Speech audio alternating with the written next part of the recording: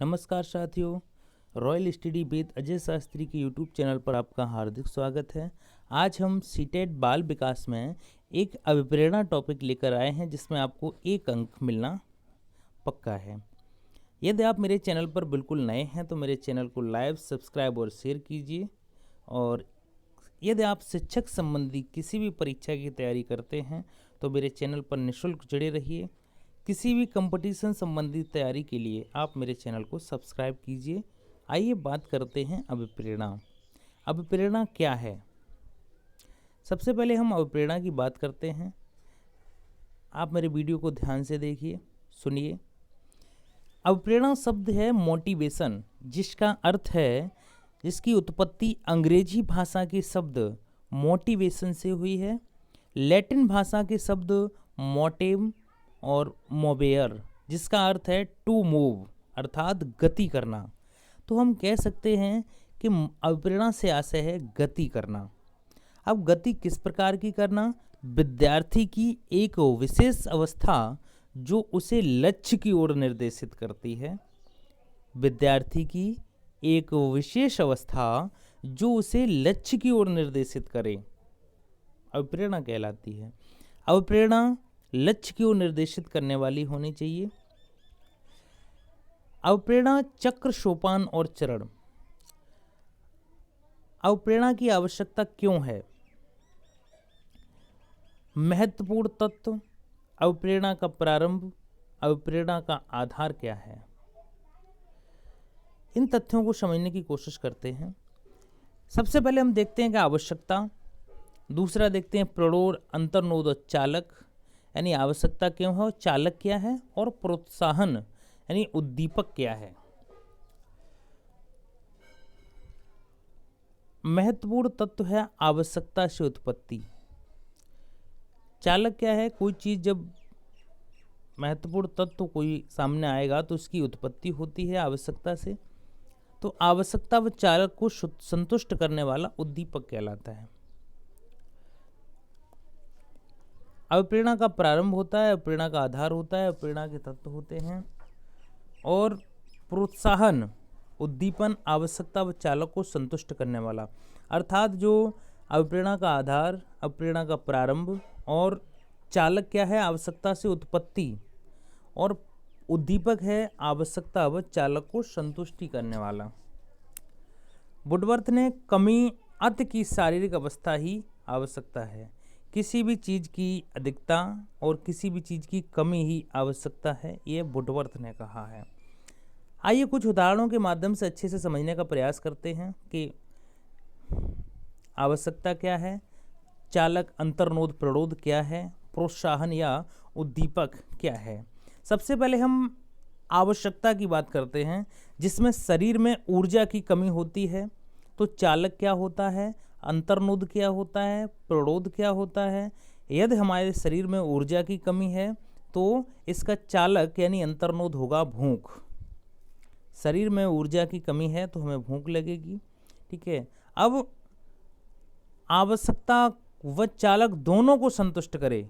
हमारे शरीर में आवश्यकता की जो आवश्यकता थी वो क्या थी? शरीर में ऊर्जा की कमी थी। तो ऊर्जा की कमी में जो चालक था वो क्या है? भूख है। भूख लगेगी तो शरीर में ऊर्जा की कमी होगी अगर संतुष्ट नहीं हो पाएंगे।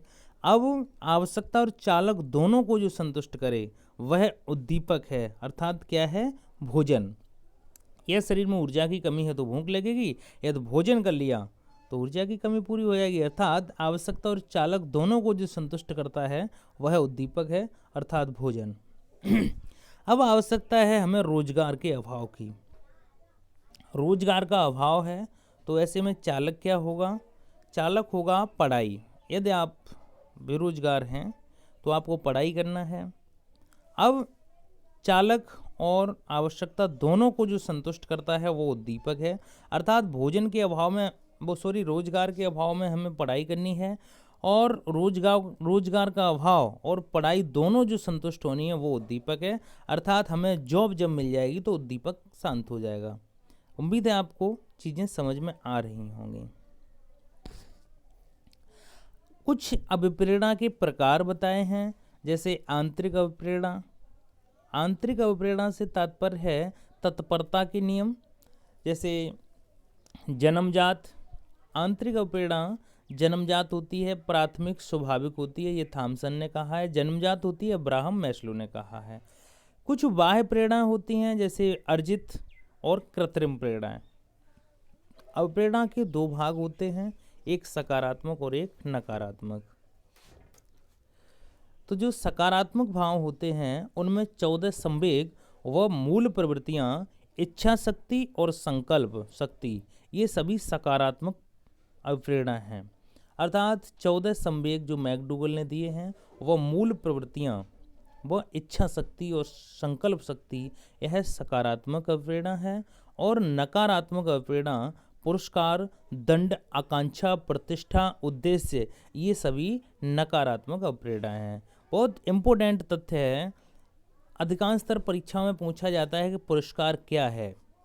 तो किसी भी तरीके का पुरस्कार नकारात्मक अवप्रेरणा होती है, किसी भी प्रकार का दंड नकारात्मक अवप्रेरणा होती है, किसी भी प्रकार की आकांक्षा या उम्मीद नकारात्मक अवप्रेरणा होती है। प्रतिष्ठा बनाए रखना, ये नकारात्मक अवप्रेरणा होती है। आप अपनी प्रतिष्ठा को बना के नहीं रख सकते, बचा के नहीं रख सकते। आप अच्छे हो सकते, लेकिन दूसरों की नज़रों में अच्छा होना एक अधिक आकांक्षा वाली बात है, अर्थात ये नकारात्मक अवप्रेरणा हो गई। उद्देश्य नकारात्मक अवप्रेरणा है। उद्देश्य कभी आपके पूरे नहीं हो सकते हैं, संतुष्टि नहीं हो सकती है, अर्थात ये नकारात्मक अवप्रेरणा है। आगे बात करते हैं, जो मैकडूगल ने 14 संवेग दिए हैं वह सभी मूल प्रवृत्तियां, इच्छा शक्ति, संकल्प शक्ति, यह सकारात्मक तथ्य हैं।